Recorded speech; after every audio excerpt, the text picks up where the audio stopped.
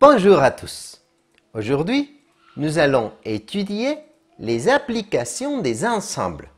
Et ce sujet est vraiment l'important de la théorie des ensembles. Comment utiliser les diagrammes de Venn pour résoudre des problèmes réels. Voyons un exemple. Une enquête a été réalisée auprès de 156 enfants sur la possession des jouets suivants: tricycle, trottinette et voiture à pédales. Les résultats sont les suivants. 52 enfants possèdent une voiture à pédales. 63 enfants possèdent un tricycle. 87 enfants possèdent une trottinette. 7 enfants possèdent les 3 jouets. 26 enfants possèdent un tricycle et une voiture à pédales. 37 enfants possèdent un tricycle et une trottinette. 23 familles possèdent une voiture à pédales et une trottinette.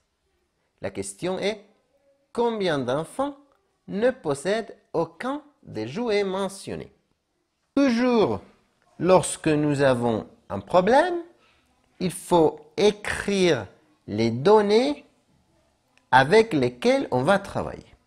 Donc, ici, on voit qu'il y a 52 enfants avec une voiture à pédales, 63 enfants avec un tricycle, 87 enfants avec une trottinette, 7 enfants qui ont les 3 jouets en même temps, 26 enfants avec tricycle et voiture à pédales, aussi 37 enfants avec un tricycle et une trottinette, et finalement 23 enfants avec une voiture à pédales et une trottinette. Comment résoudre ce problème avec plein de nombres? Bon, pour cela, il faut utiliser les diagrammes de Venn. Alors, nous allons faire un diagramme de Venn. Regardez que pour chaque personnage de l'histoire, si on peut dire comme ça, on va dessiner un cercle. Pourquoi est-ce que je dessine un cercle sur les autres?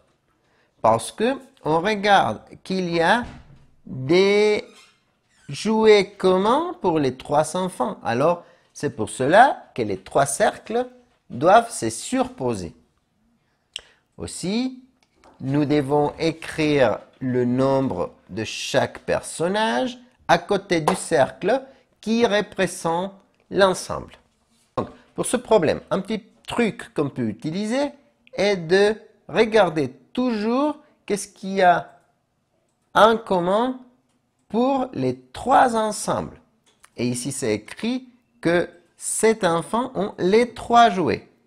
On doit commencer toujours par là.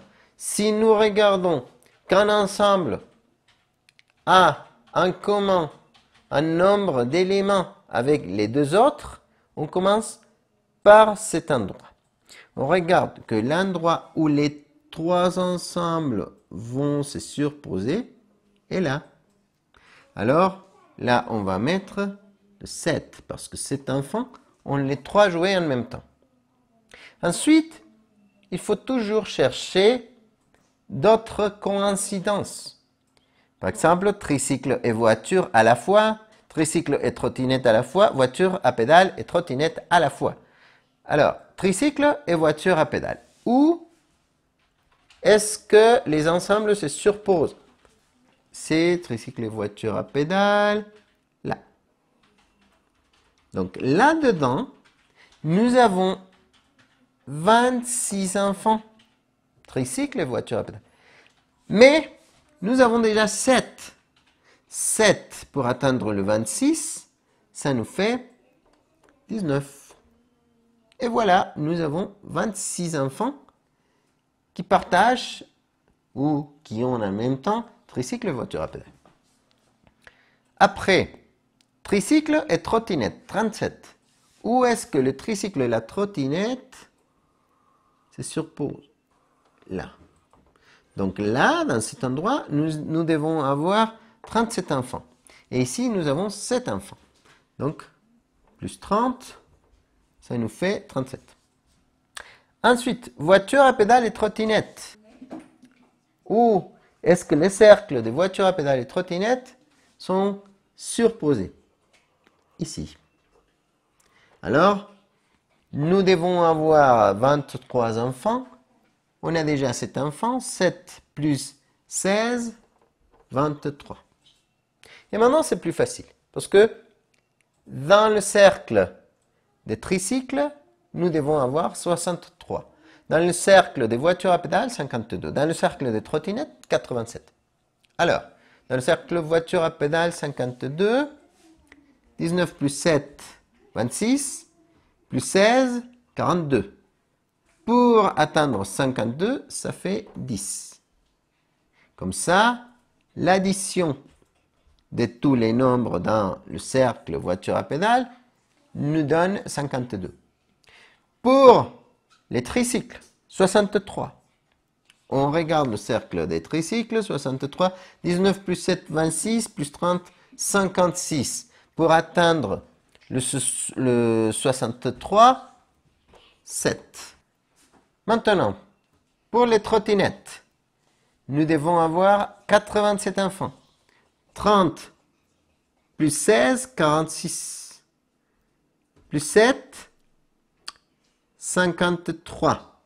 Pour atteindre le 87, 63, 73, 83, ça fait 34.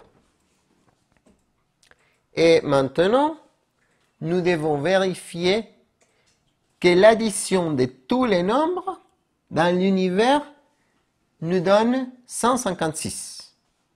Alors, 7 plus 30, 37, plus 7, 44, plus 34, 78, plus 16 et 94, plus 10 et 104, plus 19, 123, pour atteindre 156, 33. Et voilà! Avec le diagramme de Venn, on peut répondre aux questions. Et la question ici est combien d'enfants ne possèdent aucun des jouets mentionnés? Eh bien, 33 enfants n'ont pas ni voiture à pédales, ni trottinette, ni tricycle. C'est fini.